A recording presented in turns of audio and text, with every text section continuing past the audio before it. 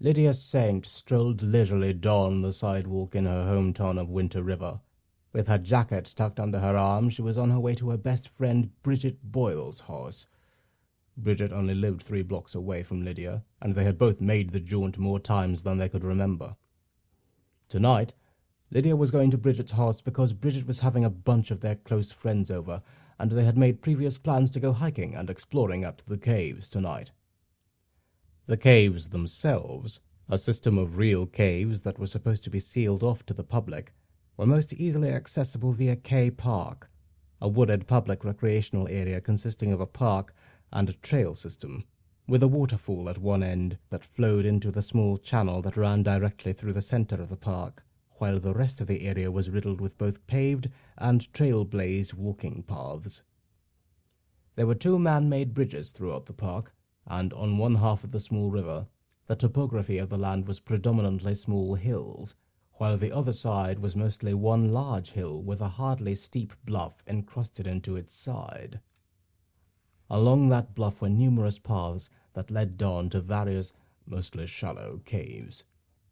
One such cave, located approximately halfway down the hill, but much further back, had been christened, literally with a bottle of Old English, as their official chill spot. They had even set up chairs and a small radio, and strangely no one seemed to have ever disturbed it. Lydia was excited. She had only been to the caves twice during the summer, and now it was already almost September. Soon she would have to wait a whole winter before she would be able to come back again. Lydia had started a new job last spring at TGI Fridays as a waitress, and the hours that her lazy alcoholic manager was giving her were horrible. She was always scheduled to work when her friends were free, and she absolutely hated it, but she needed the money to pay for school. It wasn't a good situation, but Lydia made the best of it, and right now she was doing just that, by spending time with all her closest friends and doing something she loved in a place she loved. It was a little after 5 o'clock when Lydia arrived at Bridget's doorstep, and Mikhail Slant's SUV was already in the driveway. Mikhail was Bridget's boyfriend. He was also 21, 1 year older than everyone else in the group, thus making him the official beer runner. Mikhail was an athlete, but he was also an all-right guy. Well, sometimes. He never gave anyone in the group any problems, at least. He usually even picked everyone up, and he rarely asked for gas money. In fact, Lydia expected to see everyone waiting for her inside when she walked through the door. Lydia didn't even make it to the first step leading up to the screen door before her friends came barreling out of the house towards her. Bridget was in the lead, followed by her cousin Ryder Welch, one of the richest kids in school, rich because of his heiress mother, who divorced his father with a prenuptial agreement, who just happened to be Bridget's uncle, hence why Bridget still lived in such a modest house. Behind Ryder was Mikhail, and trailing Mikhail was Devlin Dowry, the neurotic stoner of the group that usually never caused problems, went with whatever idea anyone had, and had been part of their clan since before any of them could really remember. "I'm gonna start calling you Lydia the Late," Bridget said in a joking manner. "I know, I'm sorry. My drunken slob of a manager, Chad, made me stay 15 minutes later than I was supposed to because he dropped the folder of crew reviews 5 minutes after I was supposed to be off and made me reorganize it," Lydia said in a 50-50 mixture of apology and anger. "It's all good, no big," Bridget said as she walked past Lydia toward Mikhail's SUV. "Let's just get this show on the road." Lydia turned and began walking with the rest of the group down Bridget's driveway. "So how was work?" Devlin asked as he caught up to Lydia. "Oh, please tell me someone ordered the Jack Daniels ribs and you pilfered their sauce for me." Devlin looked at Lydia hopefully and excitedly. "Sorry. Maybe next time, Devlin. Though that Jack Daniels is probably the best damn thing in the whole restaurant," Lydia replied. "You're damn right it is. Say, do you have any Reese's Pieces or like some fruit by the foot maybe? 'Cause I am getting the munchies super bad over here, talking about all this delicious sounding Friday's food," Devlin commented as he closed his eyes and rubbed his belly in a fantasy of fine delicacies. Yeah, I keep a fruit by the foot on my person at all times, just in case of emergencies, Lydia said in friendly sarcasm. Wait, you really do? 'Cause that would be more than awesome and I would love you forever, Devlin said, acting expectantly. No, Devlin, I don't have any fruit by the foot. Wow, Lydia. Way to crush my dreams. That's low. Way low, Devlin said, pretending to be upset. Okay, Devlin. Whatever you say, Lydia answered with a chuckle. They approached Mikhail's SUV and got seated in their usual places. Mikhail was the driver. Ryder was passenger, and sitting in back, from driver's side to passenger's side, Bridget, Lydia in the middle, and then Devlin. Seatbelts, people, Mikhail said, as he opened the center console, pulled out a high-powered taser, and sparked it in the air. Or you know what happens. He added the last bit, accompanied by a devious laugh, as he threw the taser back into the center console and started the engine. Seatbelts instantly clicked all throughout the vehicle, though they knew Mikhail would never actually hurt anyone. Therefore the SUV pulled out of Bridget's driveway, and with a loud whoo, they headed out to K Park. The drive there only took about 15 minutes, though Mikhail usually made it in less than 12. He parked his SUV in the back parking lot of Clam Liquors, the booze store directly across the street from the park entrance, for 2 reasons. First, his uncle's wife owned the building, and he knew she wouldn't mind him parking his vehicle there until the wee hours of the morning. And second, the park closed half an hour after sunset, and they usually ended up staying until 2 or 3 in the morning. It was the easiest solution to avoid any problems with the law. Everyone got out of the vehicle. Here you are, Lydia. I do believe you are the sober cab for the evening, Mikhail said, handing her the key to his SUV. Fine, Lydia said with a sigh. But next time, I'm getting smashed off my ass, and one of you lucky people are going to be driving my inebriated ass home. They all laughed as they began their trek across the 30 yards or so of parking lot, over the guardrail, down the small hill, and across the street to the park's entrance. There was a big brown wooden sign on an island in the middle of the parking area, right before the small bridge between the chain-link fence that led into the main area of the park. The sign read K Park in big letters, followed by Hills, Trails, Caves and More. Be immersed in nature galore. The picture below the words was a collage of different animals, including birds, raccoons, foxes, squirrels, deer, and bats. They had all seen the sign countless times before, and not a single one of them even turned their heads to glance at it this time. They just continued walking until they were across the little red wooden bridge and into the park. I'm glad you finally managed to show, Mikhail said to Lydia playfully. I know. I had to gnaw off my left foot just to get free of the chains, she responded. They all laughed. Well, I'm glad we can do this at least this one last time this year, Ryder added, joining into the conversation. Yeah, I wish I could have come here much more this summer, just like we used to, Lydia said with a sigh. You can always quit your job and come work with me, Bridget said. The dress shack is always looking for part-time and weekend workers. That wouldn't be bad, but I need more hours than that. I have student loans to pay off, and gas costs a fortune, Lydia replied. I just need to wait for my manager to get fired. I doubt it will take that long. I hope so, Bridget said. We miss our widow Whittier, Devlin added in a childlike voice. It's true. It becomes way too much of a cockfest without you, Mikhail remarked. I second that, Ryder said.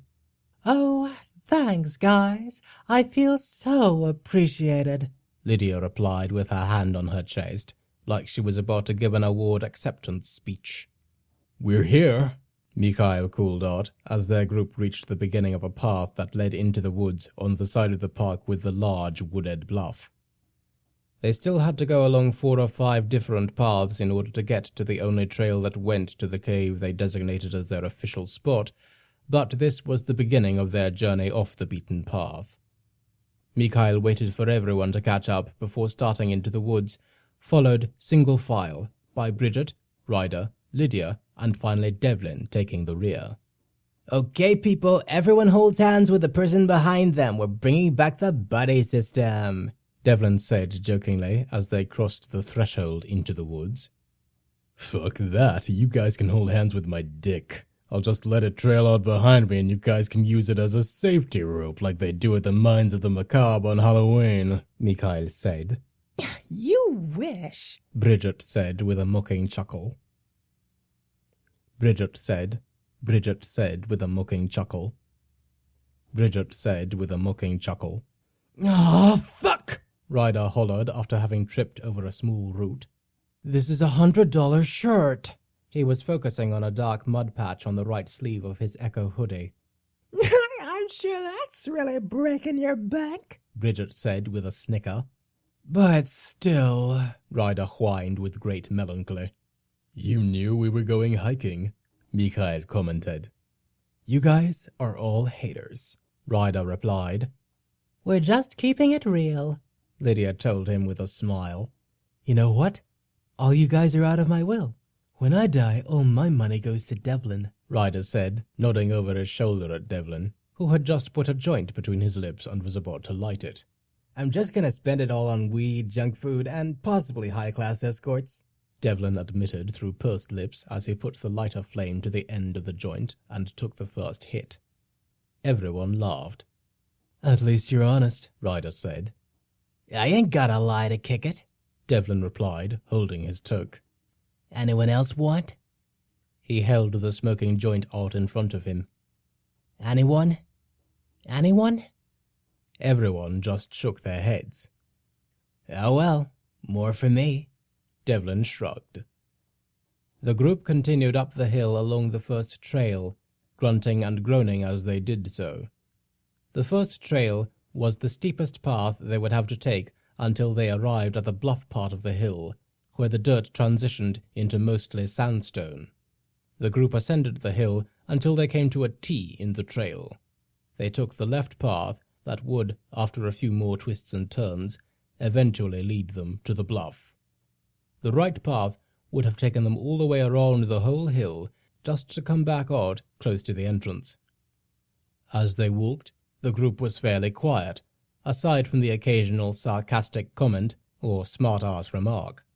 They were more focused on keeping their footing and not tripping over things like rocks and the thick tree roots that protruded from the ground, not to mention the ever-changing geography of the trails. After 3 more forks in the paths, which they all knew by heart, since they had been coming here since childhood, the group of young friends reached the point where the forest floor almost instantly transformed into sandstone, and the trail flattened out and narrowed for some distance. They were now walking along the side of the bluff. They could see all the way to the channel on the bottom if they looked over the side, but it wasn't frightening, being as even if somehow one of them had managed to take a tumble, there were many other trails and landings with sandstone bottoms every 12 feet or so they probably wouldn't have gotten hurt anyway. Lydia walked over to the ledge to look down into the valley. It was already fairly dark, but the moon was out, and the sky was clear and starry, so she was rewarded with a relatively pristine view. The world looks much prettier at night, Lydia whispered. That is how I feel about women, Mikhail interjected with a laugh, causing Bridget to hit him on the shoulder. I know what you mean, Devlin said. Well, Lydia, I know what you mean. As for you, Mikhail, I love to have the lights on with Carmine. She's got that onion ass, so sweet it makes you want to cry. Okay, Devlin, TMI. Bridget said, shaking her head. No, but seriously, how often do we take the time to just marvel at the splendor of nature? This is awesome. People would pay to see this. Okay, sounds kinda gay, Mikhail responded. I'm gonna head down to the spot. I'll catch you guys later. Come on, babe. As he started walking down the path, Bridget diligently followed. Ryder put away his phone, which he had taken out the moment they had stopped, and followed after them as well. Devlin stayed behind with Lydia, who was still peering over the edge and indulging in nature's glory. A moment later, she turned her head to look at Devlin, and a small silver cross popped out from under her shirt and dangled dazzlingly in the moonlight. Nice cross, Devlin commented. Oh, Lydia said, tucking the diminutive crucifix away back under her shirt. oops. Thank you. it's all good. Devlin said. I believe in God too. I just don't believe in the Bible. It is so vague, and it has been translated so many times, and it's biased, and dinosaurs don't fit it, and the Adam and Eve thing doesn't make sense. Calm down, Devlin. Lydia said, cutting off his rant. Okay, fine. But let me ask you one question. Why do you wear a cross? Because it represents Jesus dying for our sins. Okay, good answer. But why would that be the one thing that signifies the holiest of holies? Think about it. We worship the thing that killed Jesus. And it wasn't even exclusive to him. They killed a bunch of people that way. Would you wear a guillotine around your neck if that was how Jesus died? Devlin asked, really getting into making his point. Wow. I never really thought about it that way. Lydia replied. I guess so. See? That is some serious shit, Devlin stated matter-of-factly. Okay, how about this? If you go back in time and have sex with yourself, is it gay or masturbation? How about it's time to get back to the group? Lydia told him with a smile she was trying to hide. Lydia told him with a smile that she was trying to hide as she stood up and walked over to the trail the others had followed. Oh, come on. These are serious questions, Devlin called after her. How about if you had a severed hand that had rigor mortis in such a way that someone could use it to play get freaky with themselves? Would it be a hand job or masturbation? Lydia couldn't help but giggle. The shit you say sometimes. Devlin smiled and jogged after Lydia. When he caught up with her, they peeked down upon the lower half of the bluff. They could see Ryder, Bridget, and Mikhail a couple of rows below them.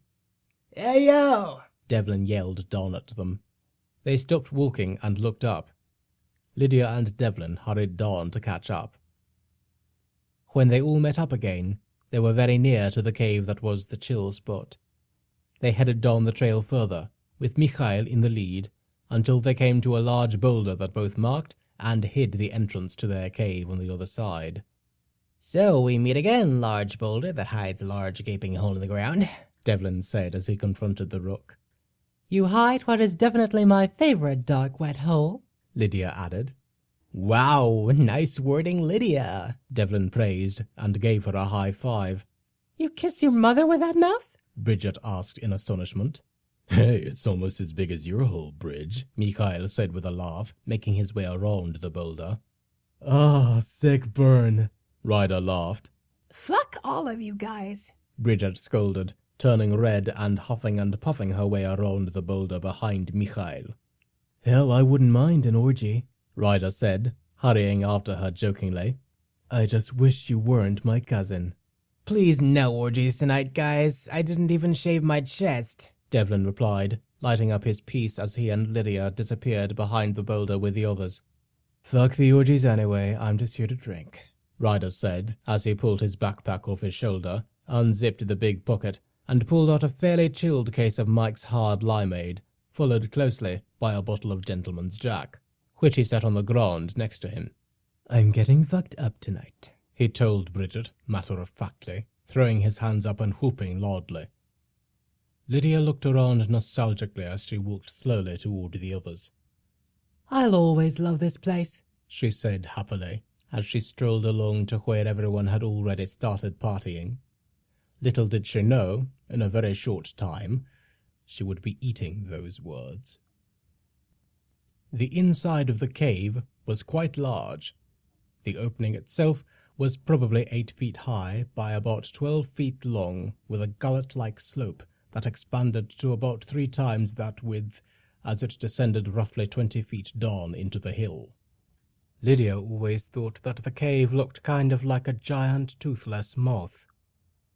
About 30 feet back along the far wall of the cave, they had, over time, along with the aid of other unknown visitors, carved out several comfortable places to sit. They had made natural chairs that looked like they were crafted for royalty. They were mostly egg-shaped hollows where you could crawl in a little way to sit, but there were also makeshift couches and love seats, and there was even a small, shoveled-out room that had a sandstone bed in the corner. The whole place just had a crudely welcoming atmosphere. Ryder grabbed his booze and went into one of the egg-shaped hollows, where he took his first big gulp of Gentleman's Jack and washed it down with a Mike's Hard Limeade. Devlin bent down and began half-heartedly trying to start a fire in the well-used, man-made fire pit in the middle of the mouth of the cave. Mikhail and Bridget had opened Mikhail's backpack also, and they each pulled out a Killian's Irish Red. "Your DD," Mikhail said, tossing Lydia the keys to his SUV before taking a seat in one of the royal-looking chair alcoves. Bridget strolled over and sat on one side of his lap. "Where is the fire? Your king awaits," Mikhail commanded, impersonating royalty. I tell thee to bring forth flames, Bridget added with a smile. "Yeah, it is way too dark in here," Ryder called out from his little hollow. "I mean, if I were trying to bang a double bagger, then this would be perfect, but unfortunately, that isn't the case." Hey guys, do I look like little Drew Barrymore? You people aren't even helping, Devlin said, not trying any harder to get the fire going. Here, I'll help you, Devlin, Lydia said, beginning to pick up any sticks and twigs that she could find and placing them into the fire. Why, thank you, Lydia, Devlin responded gratefully. You are a gentleman and a scholar. No prob. I am getting a little chilly anyway, Lydia replied. Hey guys, we'll help, Bridget said, rising up off Mikhail's lap and heading toward the mouth of the cave instead of toward the fire. Mikhail is going to help me find some nice, big, hard wood to make us warm for tonight. We'll be right down the trail if anyone needs us, but I wouldn't recommend you come looking. See you, losers. I'm gonna go get lucky, Mikhail called as he followed Bridget away from the chill spot and out into the night, likely to another cave, one not too far away, in which they could make the beast with two backs, like they did more times than any of their friends could count. I want to get lucky, Ryder said, coming out of his hovel. But I guess I'll just have to settle for taking a big, warm shot of Jack in my mouth and swallowing. Wow, I've never known someone gay for booze before, Devlin commented. Hey, when it comes to Jack, I swallow every time. Jack knows how to treat a man right. They all started laughing. Oh, how I have missed you guys, Lydia told them with a smile. Where the hell else am I going to hear such colorful dialogue? Family Guy, South Park, and Jerry Springer, Devlin answered. You know what song I really want to hear right now? Ryder asked, already starting to get a little buzzed. My Ding-a-ling, Devlin guessed. I Touch Myself, the bilingual version, Lydia shouted. Oh, you guys are so close, but no, Ryder answered. I need to hear Me Some Get Low by Lil Jon. Okay, Devlin said. If that's what you really gotta do.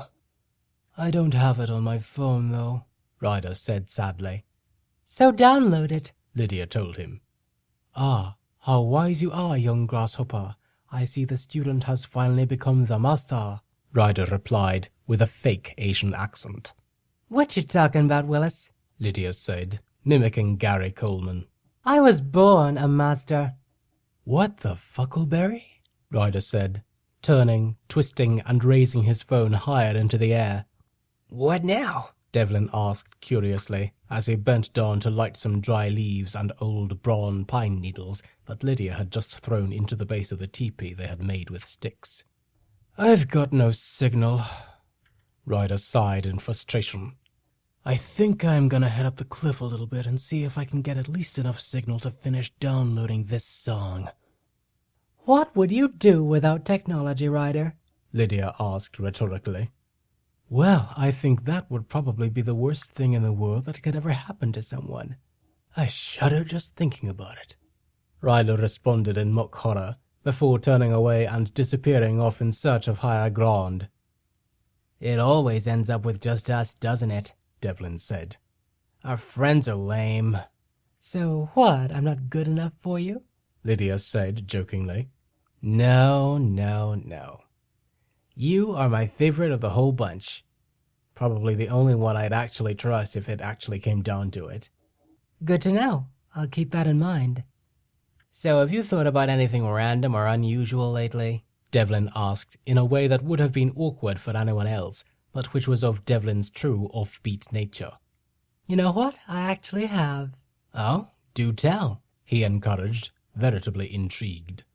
Okay, so I was watching Shallow Hal the other day, and I got to thinking about perception. I got to thinking that, what if, what every person perceives was different? Go on, Devlin encouraged, an increasingly interested look blooming on his face. Well, say what I see as human is what you see as an alligator, and I am living in a world full of alligator people, and you're living in a world with human people.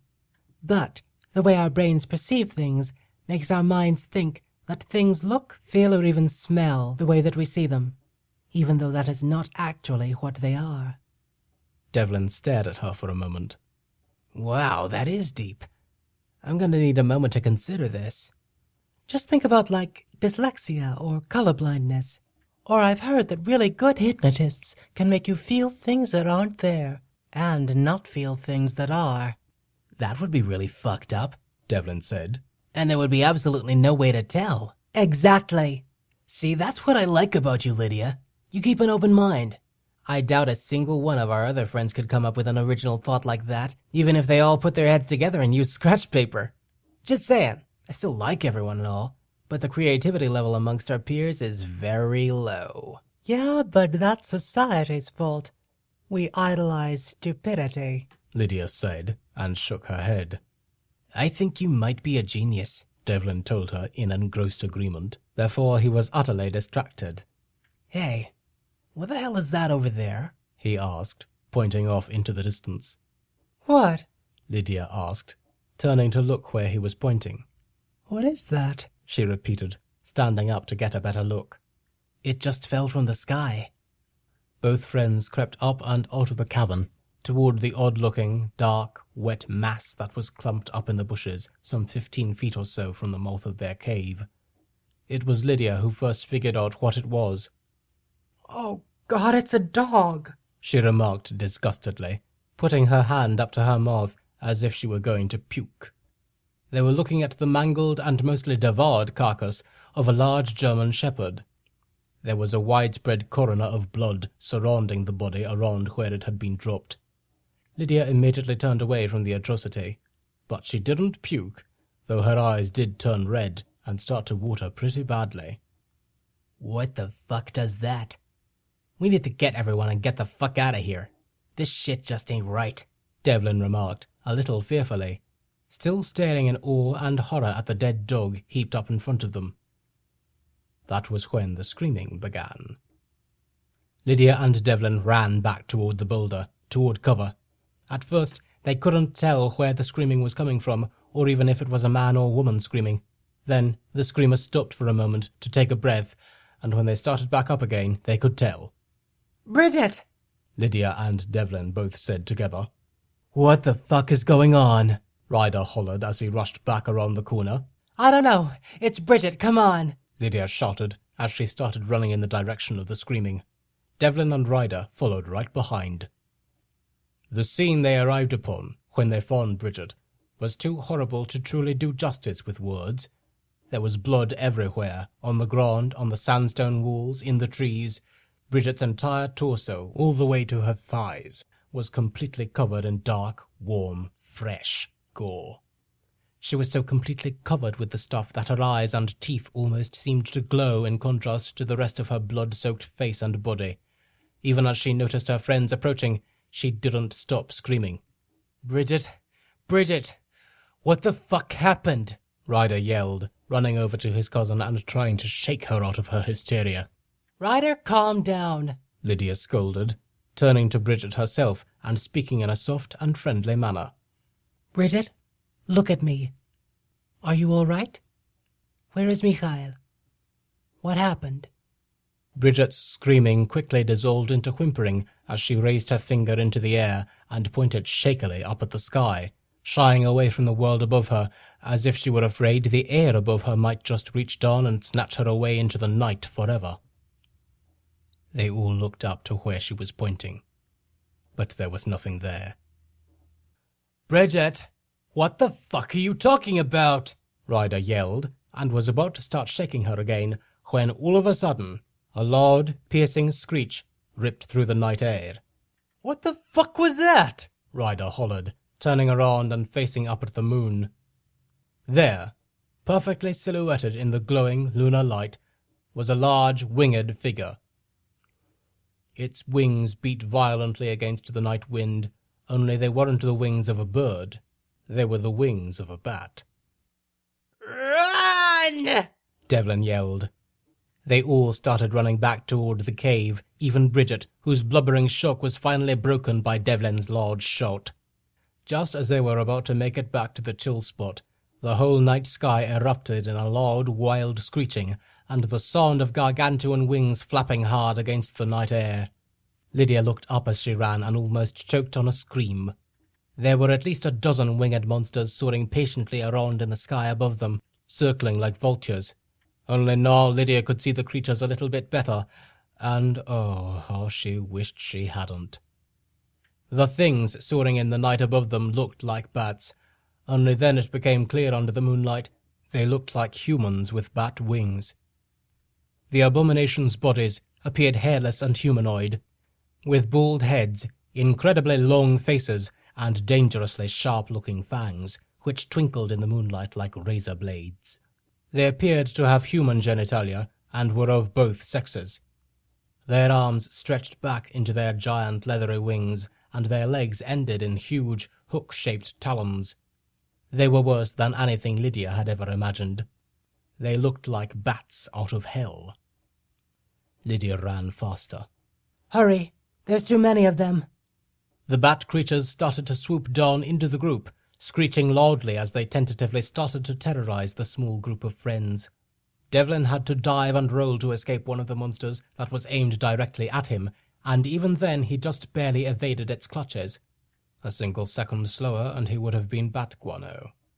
The rest of the creatures, however, seemed to be more into trying to drive them somewhere, as opposed to actually attacking them. "What the hell is happening?" Ryder screamed fearfully angrily into the night. A few seconds later, he was pummeled by one of the creatures and knocked violently to the ground. To his fortune, the creature never gained hold, so Ryder was able to roll away from it and leap up as quickly as he could. He started running again the moment the soles of his shoes hit the ground.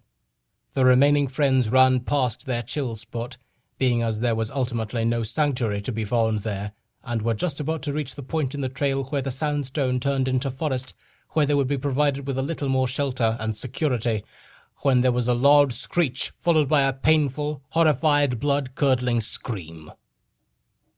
They all looked back just in time to see Bridget get snatched up into the night and disappear forever. Bridget! Lydia called out helplessly. "Keep running!" Devlin yelled as he ran past Lydia and pulled her arm after him so that she would have to follow. When they had made it to the hopeful safety of the trees, they started to slow down a little and catch their breaths, but they didn't dare go too slow. "What the fuck were those things?" Ryder asked angrily. "They got Bridget. They got Mikhail." Ryder fell to his knees and started to cry. "I don't know what the fuck those were, where the fuck they came from, or why the fuck they are here. But I do know that we sure as hell aren't in the clear yet, so pull your fucking self together, man," Devlin said commandingly, then turned away in exasperation. "I am way too high for this shit." Ryder stood up. "You're right. Let's get the fuck out of here. When I get back, I am gonna spend every last fucking cent I have on killing these stupid motherfuckers." Exactly. Don't think I don't want to see every single one of these beasts castrated and gutted alive, but first things first. Let's get the hell out of here, Lydia said. They started off again. The sky above them roared with the sound of flapping wings from seemingly every direction, but there was no longer any screeching, and none of the creatures had yet attempted to break through the barrier of tree canopy above them. When they reached the top of the bluff, the sound had dissipated, and when they reached the big open field with the single wide path at the beginning of the trails, the one with the big K Park sign in the middle of it, the noise from the monsters seemed to have disappeared completely. "I can see the car from here," Ryder said hopefully. "We're almost fucking home." He was about to make a run for it. "Wait," Devlin said. "This doesn't feel right." "Fuck it. The monsters are gone. I sure as hell can't hear them, can you?" Ryder responded. "I don't hear anything, not even bugs," Devlin answered. I have a really bad feeling about this, Lydia added. "I can see the car. I can make that distance running. Lydia has the key fob and keys. She was the sober cab, remember?" "Let's go," Ryder said, and took off running into the field. "No!" Both Lydia and Devlin shouted out as they ran after Ryder anyway. It was too late to stop him, however, as the moment he was out in the open, the night erupted into a menacing cacophony of screeching and flapping. The giant bat-like creatures dove at the ground behind the shrinking friend group, preventing their return to the safety of the trees, and purposely driving them further out into the field for slaughter. The three friends all screamed and ran frantically toward Mikhail's SUV. They were about halfway across the field before the creatures started dive-bombing them. There were no trees or anything else for protection. There was no escape. One of the creatures dove at Devlin and tore a big, bloody gash down his arm from shoulder to elbow. He didn't stop running, though. In fact, he ran faster. It looked like they were doing a good job of avoiding the creatures, and they thought they might even have a chance of making it to the SUV, when Lydia suddenly felt a sharp, curved claw tear into the flesh of her back. This occurred simultaneously as her feet began to leave the ground. Lydia screamed. She was suddenly airborne, soaring 5 feet into the air, then 10. She tried frantically to get herself out of the monster's grasp, but the horrible aberration had her gripped by her shirt and bra. Still, she refused to give up. Lydia threw herself toward the ground with all her weight and strength, and, amazingly, the shirt ripped and the bra strap broke, and she fell almost 15 feet to the ground. Luckily, the creature was flying forward, so when Lydia landed, she went rolling. She got up very dazed and disoriented, but spotted Mikhail's SUV almost immediately, and again began running towards it. Her clothes were ripped to shreds, and her face, arms, and legs were covered in cuts and bruises. Her knee felt like it was on fire. There was blood running down her face from a large, bleeding bump on her forehead, and she was certain that her shoulder was either broken or dislocated. But still she ran. Still she hoped and prayed for sanctuary, for reprieve from the horror. They passed the K Park sign, before finally reaching the road, all the while barely avoiding capture, until Mikhail's SUV was finally right there in the parking lot, just above the hill, on the other side of the street. The small group of survivors continued onward, running across the pavement, over the sidewalk on the other side, and miraculously up the hill. They reached the guardrail at the top of the hill, but Ryder must not have seen it, because he smashed full force into the railing with both knees and went flying face first down into the pavement on the other side. Lydia leapt over the rail, only to immediately stop and bend down to help her injured friend. Ryder rolled over onto his back and gazed, terrified, up into the sky, a look of helplessness prominent even with 2 burgeoning black eyes and a mouth full of fresh blood. Lydia barely backed away, and it was only for a second to catch her breath and regain her composure. But in that small window one of the bat creatures swooped down out of the sky, grabbed Ryder, pulled the unfortunate young man up, and away, forever into the darkness. Lydia hit the unlock button on the key fob as she and Devlin rushed into the vehicle as fast as they could. Devlin got in on the passenger side, and Lydia rushed into the driver's seat. They both slammed their doors violently behind them. "Hurry, Lydia, let's get the fuck out of here, come on," Devlin said frantically. I'm trying. Lydia shouted fearfully as she tried to make her trembling fingers insert the key into the ignition. It slid in. She turned the key. The car sputtered into life. Lydia slammed her late friend's SUV into reverse, whipped aggressively out of the parking space, shifted back into drive, and took off out of the parking lot like a bat out of hell. She jumped the curb and scraped the back fender against a portion of guardrail, but they made it out onto the road, and it appeared as though they might survive this situation after all. "We fucking made it!" Devlin shouted. "We fucking lived!" There was a loud crash from the passenger side of the vehicle. Glass shattered inward into the cab as Devlin's window imploded, spraying them both with small shards of glass and causing Lydia to jerk the wheel violently and send the vehicle swerving. Lydia was barely managing to keep the SUV on the road. She looked over and saw that one of the monsters had Devlin by the shoulders.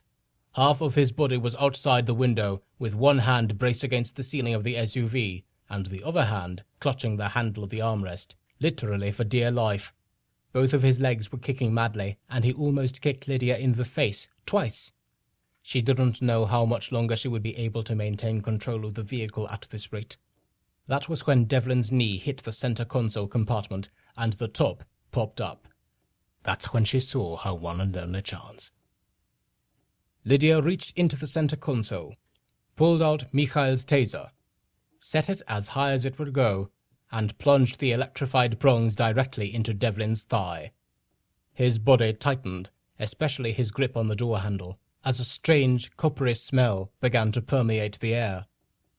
Outside the SUV, there was an ear-piercing, animalistic scream of pain as the creature released its grip on Devlin, who, with the help of a good yank from Lydia, slumped limply back into the SUV, shaking, crying, drooling, with snot running down his face and a small dark puddle forming on the crotch of his pants, but otherwise alive. Lydia thanked God. She pushed the gas pedal all the way down to the floor, and the screeching and flapping sounds soon faded into the background. She wasn't going to risk it, though. She didn't let off the gas until she pulled into her driveway 10 minutes later. Devlin sat up groggily as Lydia turned off the ignition. "Did we make it? Did we survive?"